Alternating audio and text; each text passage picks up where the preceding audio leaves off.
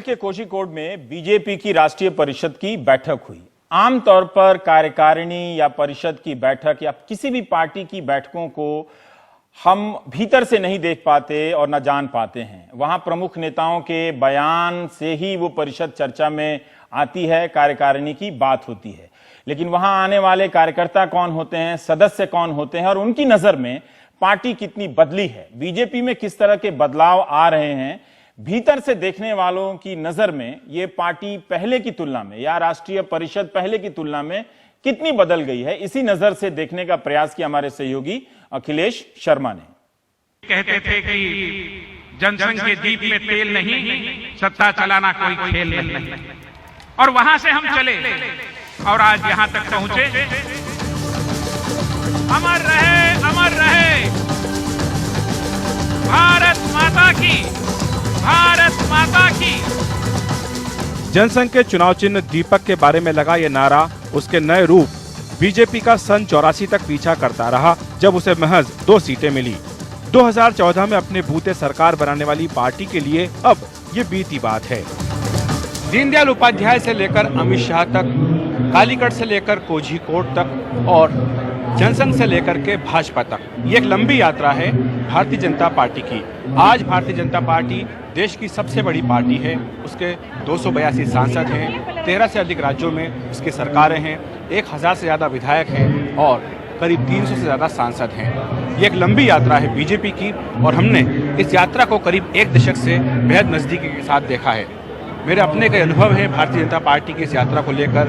जब बीजेपी में अटल बिहारी वाजपेयी की सरकार थी, उसके बाद पार्टी किस तरह से लगातार 2 लोकसभा चुनाव में हारी और अब नरेंद्र मोदी की अगुवाई में बीजेपी देश की सबसे बड़ी पार्टी बनी है। मैं आपको ले चलूंगा अपने सफर पर, दिखाने के लिए कि किस तरह से बीजेपी में बदलाव आ रहे हैं संगठन के स्तर पर। देखिए, बहुत बड़ा परिवर्तन आया है। मुझे मालूम है चंडीगढ़ में भारतीय जनता पार्टी की राष्ट्रीय कार्यसमिति की बैठक हुई थी। माननीय लालकृष्ण आडवाणी जी उस समय अध्यक्ष थे। तो जो कैबिनेट मीटिंग का स्थान है उस पर राष्ट्रीय कार्यसमिति की बैठक हो गई थी और पंजाब भवन, जिसके कुल मिलाकर 20, 25, 30 कमरे हैं, उसमें बैठक हो गई। और आज राष्ट्रीय कार्यसमिति की बैठक होती है तो आपको 10-10 स्थान बुक करवाने पड़ते हैं। उपेक्षा से अपेक्षा, निराशा से आशा, कमजोरी से शक्ति, मैं समझता हूँ कि ये बीजेपी की एक खास बात जरूर है कि ये किसी व्यक्ति की केंद्रित पार्टी नहीं है, एक विचारधारा केंद्रित पार्टी है और इसीलिए इसमें व्यक्ति जो है उन पर ज़्यादा फोकस नहीं होता है। हालांकि हाल के दिनों में इसमें एक बदलाव भी देखने को मिला है, जिस तरह से कई सारी चीज़ें नई तकनीक के साथ बदली है और ये बीजेपी के भीतर भी एक तरह का परिवर्तन इसके बाद देखने को मिला है। During that time it is purely a cadre-based party. Now it has become mass-based party, and now formerly it was called a North Indian party. Now it is a Pan-Indian party. ये एक ऐतिहासिक तस्वीर है। इसमें आप देख रहे हैं कि दीनदयाल उपाध्याय वो कालीकट में जो 1967 में जनसंघ का अधिवेशन हुआ था, जिसमें कि उनको अध्यक्ष चुना गया था, वहाँ पर वो दीप जला करके कार्य परिषद की जो बैठक है उसकी शुरुआत कर रहे हैं। बीजेपी ने आज करीब 49 साल बाद दीनदयाल उपाध्याय की उसी स्मृति को संजोने का प्रयास किया है इस बैठक के जरिए। ये जो प्रदर्शनी है यहाँ पर कुछ और भी पुराने फोटोग्राफ्स लगाए गए और ये वो सारी यादें हैं जो बीजेपी अपने इन कार्यकर्ताओं को याद दिलाना चाहती है कि किस तरह से ये एक आंदोलन शुरू हुआ है, खड़ा हुआ है और एक के बाद एक समय के साथ इसमें बदलाव आते गए हैं। ये केरल है जहाँ 10-20 साल पहले बीजेपी का मानो इसका ही कुछ ये नहीं लगा। आज देखो, कल वहाँ तो जो प्रोग्राम हुआ था उसमें देखो 2.5 लाख लोग आए। ये बदलाव है, आप देख सकते हैं, बदलाव और आएगा। युवा पीढ़ी हमारे साथ ज्यादा जुड़ रही है और बढ़िया बात है, बुद्धिजीवी लोग अब बीजेपी में आना अपना गौरव मानते हैं। ये संक्रांति काल है। वैसे ये जो तस्वीर आप देख रहे हैं अमित शाह नरेंद्र मोदी की, ये जोड़ी की तस्वीर है। जनसंघ से लेकर के भारतीय जनता पार्टी तक ये जो पूरी विचारधारा है जोड़ी के आधार पर ही चलती रही है। शुरुआत में श्यामा प्रसाद मुखर्जी, दीनदयाल उपाध्याय थे, फिर कई दशकों तक अटल बिहारी वाजपेयी, लालकृष्ण आडवाणी की जोड़ी चली और अब ये कहा जा रहा है कि नरेंद्र मोदी अमित शाह की जोड़ी अगले कई साल तक बीजेपी को आगे लेकर के जाएगी। जैसा मैंने पहले जिक्र किया था कि समय के साथ कुछ बदलाव हुआ है, पार्टी व्यक्ति केंद्रित भी होती गई है, इसको लेकर के आलोचनाओं का शिकार भी हुई है, लेकिन यह ज़रूर कहा जाता है कि पार्टी में जो भी फैसले होते हैं वो मिलजुल करके लिए जाते हैं।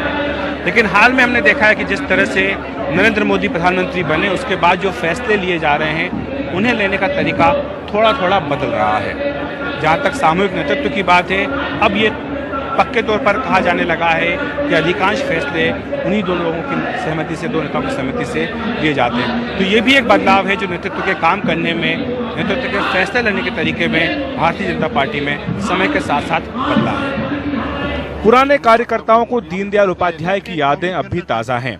दीनदयाल उपाध्याय से नरेंद्र मोदी, अमित शाह तक के पार्टी के सफर पर भी उनका अपना नजरिया है। कहने का मतलब एनडीटीवी लोग 24 घंटा देखते हैं। मोदी को जब आप देखेंगे, जब हम देखेंगे। अच्छा।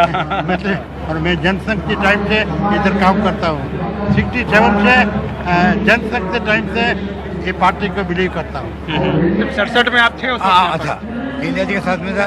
उस समय अपना प्रेसिडेंट था प्रोफेसर बलराज मधोक, उन्होंने अपना मलयालम में भाषण किया था, हमको अभी भी याद है। बलराज मधोक जी ने मलयालम में भाषण किया था, जो संबोधित किया था। और मधोक जी ने भी धोती बन के आए थे उस समय, अपन जैसे केरला स्टाइल में गली गली में यही बोल रहे थे। केरल से भी आई आवाज, जल्दी बनाओ जनसंघ राज। लंबी लड़ाई बीजेपी ने जनसंघ से लेकर के भाजपा तक केरल में लड़ी है और इतनी लंबी लड़ाई के बाद उसको पहली बार इस विधानसभा चुनाव में एक सीट जीतने को मिली और 15% वोट बीजेपी को केरल में मिले हैं। शायद यही वजह है कि बीजेपी ने केरल में इस राष्ट्रीय परिषद की बैठक को करने का फैसला भी किया है ताकि यहाँ जो कार्यकर्ता हैं उनका हौसला बढ़ाया जा सके। संगठन मजबूत करने और बीजेपी का विस्तार करने की अमित शाह की रणनीति से पार्टी कार्यकर्ता बेहद खुश हैं।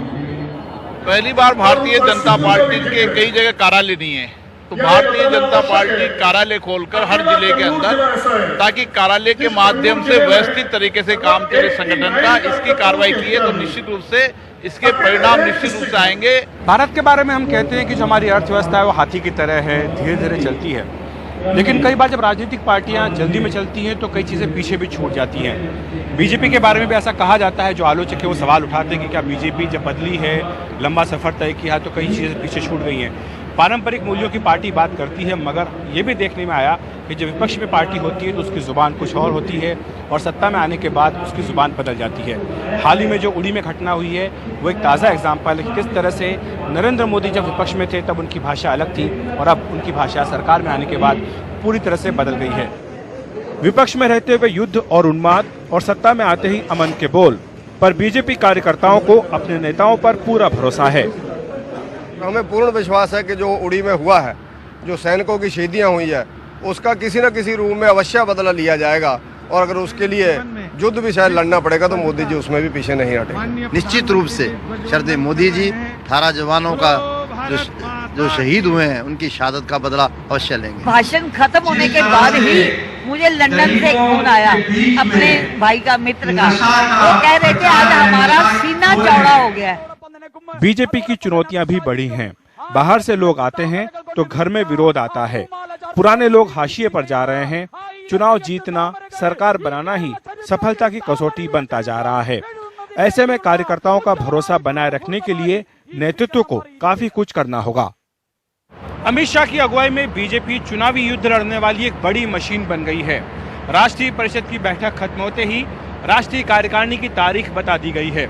राष्ट्रीय कार्यकारिणी खत्म होने के 1 महीने के भीतर ही प्रदेश, फिर जिला, फिर ब्लॉक स्तर की मीटिंग होगी, यानी ऊपर से संदेश नीचे तक पहुंचेगा। कार्यकर्ताओं को 24 घंटे 365 दिन काम करना है। ये हाल तब है जब पार्टी सत्ता में है।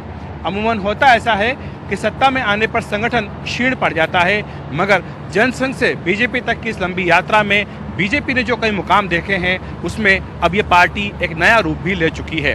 कालीकट में कैमरामैन अशोक महाले के साथ अखिलेश शर्मा, एनडीटीवी इंडिया।